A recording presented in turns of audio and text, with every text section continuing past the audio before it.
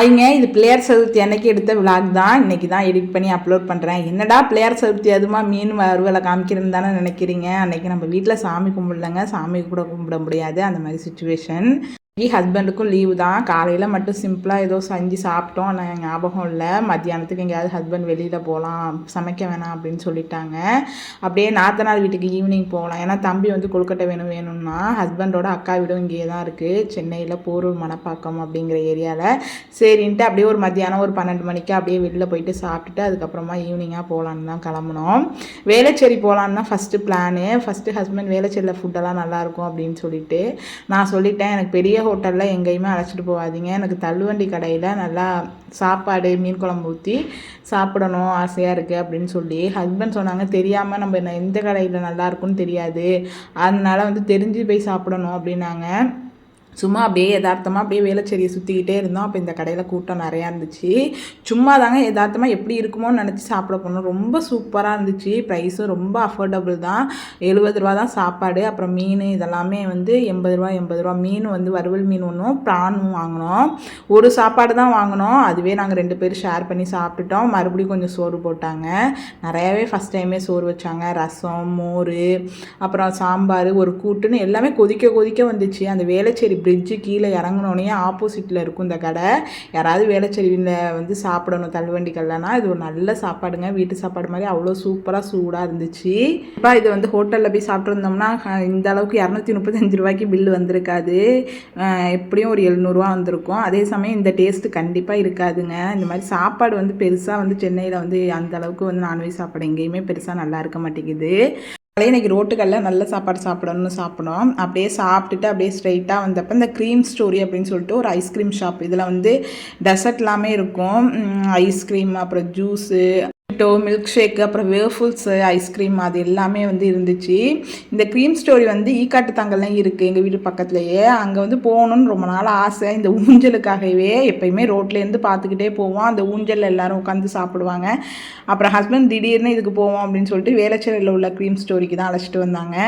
Husband வந்து வேர்ஃபுல்ஸும் அதுக்கப்புறம் lychee ஃப்ரூட்டை வச்சு இந்த ஸ்டோன் ஐஸ்கிரீம் அப்படின்னு சொல்லிட்டு ஸ்டோனில் போட்டு கொடுப்பாங்க. அப்புறம் டாப்பிங்ஸ்லாம் நிறையா இருக்குது. நம்ம என்ன கேட்குறோமோ அதுக்கு ஏற்றாப்புல டாப்பிங்ஸ் போட்டு கொடுப்பாங்க. ஃபஸ்ட்டு வந்து ஸ்டோன் ஐஸ்கிரீம் இல்லை அப்படின்னு சொல்லிட்டாங்க. அது வந்து ஏதோ ஹீட் ஆகணுமோ, அந்த ஸ்டோன் வந்து ஹீட் ஆகணும் அப்படின்னு சொல்லிட்டு பரவாயில்ல நாங்கள் வெயிட் பண்ணுறோம் அப்படின்னு சொல்லி வெயிட் பண்ணி அதுக்கப்புறம் சாப்பிட்டோம். ரொம்ப அழகாக இருந்துச்சு இந்த ஆம்பியன்ஸு. அப்புறம் அந்த ஊஞ்சல் செட்டப் நல்லா இருந்துச்சு. நிறைய இடத்துக்கெல்லாம் போனால் நம்ம என்ன பண்ணுவோம், நிறைய ஃபோட்டோஸ்லாம் எடுப்போம், ஸ்டேட்டஸ் போடுவோம், இன்ஸ்டாகிராமில் போடுவோம், அதுக்காகவே ஃபோட்டோஸ் எடுப்போம். ஹஸ்பண்ட் வந்து ஃபோட்டோ எடுக்கலாம் ரொம்ப விரும்ப மாட்டாங்க. பட் நமக்கு அப்படி இல்லை, எங்கே போனாலும் ஃபோட்டோ எடுத்துடணும். இது என்னது? Very good. இது என்னது? இது என்னடி? எஃப்பா? இது என்னது? ஓ என்ன வரும்? இது சூப்பரடி. இது ஓ சூப்பரடி.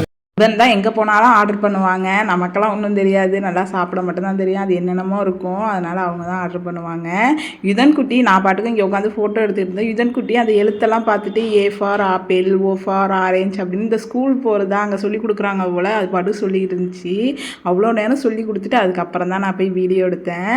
லிச்சி ஃப்ளேவரில் தான் இந்த ஸ்டோன் ஐஸ்கிரீம் கேட்டோம். அப்புறம் ரொம்ப நேரம் வெயிட் பண்ணோம். அப்புறம் அது ஹீட் ஆகிட்டு அந்த கீழே வந்து ஹீட் ஆனிச்சோ ஏதோ கூலிங் ஆனிச்சோ அந்த ஸ்டோன் கூலிங் ஆனதுக்கப்புறம் தான் அந்த ஐஸ்கிரீம் செய்யணுமா. அந்த அமுல் ஐஸ்கிரீம் இருக்குல்ல, அதில் வந்து அந்த ஃப்ரூட்டை போட்டு நல்லா குத்தி எடுத்தாங்க. அதுதான் லிச்சி ஃப்ளேவரில் ஐஸ்கிரீம். சூப்பராக தான் இருந்துச்சு, நல்லா இருந்துச்சுங்க. அப்புறம் சம்டைம்ஸ் எனக்கு தோணுங்க, இந்த நேரத்தில் என் ஃபேஸை பாருங்களேன் எவ்வளோ ஹாப்பியாக இருக்குன்னு. பரவாயில்ல, நமக்கு வந்து ஏதோ கடவுள் புண்ணியத்தில் ஒரு நல்ல ஹஸ்பண்ட் வந்து கிடச்சிருக்காங்க அப்படின்னு சொல்லிட்டு. ஏன்னா வந்து யாருக்கோ எந்தெந்த மாதிரியும் அமையுது. நமக்கு வந்து இந்த அளவுக்கு வந்து நல்ல ஒரு கணவர் வந்து அமைஞ்சிருக்காரு அப்படின்னா வந்து அது நம்ம அம்மா அப்பா பேரண்ட்ஸ் செய்கிற புண்ணியம் தான் கண்டிப்பாக சொல்லணும். எப்பயுமே வந்து என்ன சொல்கிறது, எங்கள் அப்பா வந்து ஒரு முடிவு எடுக்கிறாங்க அப்படின்னா அது எனக்கு வேண்டாம் அப்படின்னு தான் சொல்லுவேன். அது என்னோடய ஸ்கூல்லேருந்து காலேஜ்லேருந்து நான் படித்த படிப்புலேருந்து என்னோடய கல்யாண வாழ்க்கையிலேருந்து எல்லாமே வந்து ஃபஸ்ட்டு இவங்களை கல்யாணம் பண்ணிக்க சொன்னாங்க. நான் வேண்டவே வேண்டாம் அப்படின்னு சொன்னேன். ஆனால் வற்புறுத்தி தான் வந்து ஒத்துக்க வச்சாங்க. அப்புறம் பிடிச்சி போயிட்டு ஃபஸ்ட்டு பார்க்க போகிறப்ப அப்போ வந்து ஸ்கூல் டைம் காலேஜ் டைமில் என்ன காலேஜ் இதுதான் நீ சேரணும் அப்படின்னு சொன்னாங்க. அந்த காலேஜ் எனக்கு பிடிக்கலன்னு சேர்ந்தேன். எங்கள் அப்பா ரொம்ப வற்புறுத்தி தான் வந்து என்னை சேர்த்து விட்டாங்க. அப்புறம் வந்து எனக்கு அந்த காலேஜ் ரொம்ப பிடிச்சி போயிட்டு, அதே மாதிரி தான் ஒவ்வொரு விஷயத்துலையும் என்னை வந்து ரொம்ப கட்டாயப்படுத்தி தான் எங்கள் அப்பா ஒத்துக்க வைப்பாங்க. அதுக்கப்புறம் எனக்கு ரொம்ப பிடிச்சி போயிடும். அது வந்து நான் அப்போ நினப்பேன், எங்கள் அப்பா வந்து என்னை கட்டாயப்படுத்தி நமக்கு ஒரு விஷயத்த பண்ணாலும் அப்போ நமக்கு வந்து அது நல்லா மறுபடியும் அமைஞ்சிருது. அதனாலே வந்து எங்கள் அப்பா வந்து எனக்கு பிடிக்காத ஒரு விஷயத்த சொன்னாங்கனாலும் அதை நான் செய்வேன். ஏன்னா அது எனக்கு நல்லாவே அமையும் பின்னாடி அப்படின்னு சொல்லிட்டு அதை வந்து நான் எப்பயுமே ஃபீல் பண்ணுவேன். நான் ரொம்ப லக்கின்னு தான் சொல்லணும். என் ஹஸ்பண்ட் வந்து ரொம்ப எனக்கு எப்படி சொல்கிறது, நிறைய பேர் என் ஃப்ரெண்ட்ஸ் எல்லாமே சொல்லுவாங்க. அவங்கெல்லாம் சொல்கிறத பார்த்தா என் ஹஸ்பண்டை கம்பேர் பண்ணுறப்ப தங்கம்பா அப்படிங்கிற மாதிரி தான் இருக்கும். இதுக்கு முழுக்க முழுக்க காரணம் நம்ம பேரண்ட்ஸோட ஒரு புண்ணியம் பண்ண புண்ணியம் தான் சொல்லணும். கண்டிப்பாக அம்மா அப்பா சொல்கிறவங்கள கண்டிப்பாக கல்யாணம் பண்ணுங்கள், ரொம்ப வாழ்க்கையில் நல்லா இருப்பீங்க. என்னோட அட்வைஸ். திருச்சிலேருந்து அப்படியே போரூர் கிளம்பிட்டோம். நாத்தனார் வீடு ஹஸ்பண்டோட அக்கா வீடு அங்கே தான் இருக்குது. அங்கே ஈவினிங்காக ஒரு 3:30 மணிக்கெல்லாம் அங்கே ரீச் ஆகிட்டோம். இந்த சென்னை ட்ரேடு சென்டர்னு சொல்லிட்டு போகிற வழியில் இருந்துச்சு. அங்கே வந்து நிறையா எக்ஸிபிஷன்லாம் போடுவாங்களாம். அதுக்கப்புறம் அது பேர் என்ன, இந்த திங்ஸ் எல்லாம் வந்து எலக்ட்ரிக்கல் திங்ஸ் அந்த மாதிரி நிறையா போடுவாங்கன்னு சொல்லிட்டு போகலாம் அப்படின்னு உள்ளே அழைச்சிட்டு போனாங்க. கவர்மெண்ட் சென்டர் தான் இது. ஆனால் போய் இறங்கி நடக்க போனோம், மழை ஊற்றுன்னு ஊற்ற ஆரம்பிச்சிட்டு தூர ஆரம்பிச்சிட்டு இது தேவையா அவங்களுக்குன்னு சொல்லிட்டு உள்ளெல்லாம் போல் மறுபடியும் போன வேகத்துலேயே அப்படியே திரும்பி வந்துட்டோம். இது வந்து போரூர் போகிற வழியில் தான் இருக்குது. அந்த கிண்டிலேருந்து போரூர் சென்னை ட்ரேடு சென்டர் அப்படின்னு சொல்லிட்டு கவர்மெண்ட் இதில் வந்து நிறையா வந்து எக்ஸிபிஷன்லாம் போடுவாங்களாம். இந்த எலக்ட்ரிக்கல் ஐட்டம் அதெல்லாம் கொஞ்சம் சீப்பாக இருக்கும் அப்படின்னு சொல்லியிருந்தாங்க. இந்த சோஃபா அந்த மாதிரி வீட்டுக்கு தேவையான பொருளும் போடுவாங்க நிறையா அப்படின்னு சொல்லிட்டு. இங்கே வந்து ஒவ்வொரு ஹாலாக இருக்குது. அதில் வந்து ஒவ்வொருத்தவங்க காசு கட்டிட்டு ஒரு நாளைக்கு ட்ரெஸ்ஸுக்கு அது இதுன்னு எக்ஸிபிஷன் போடுவாங்க.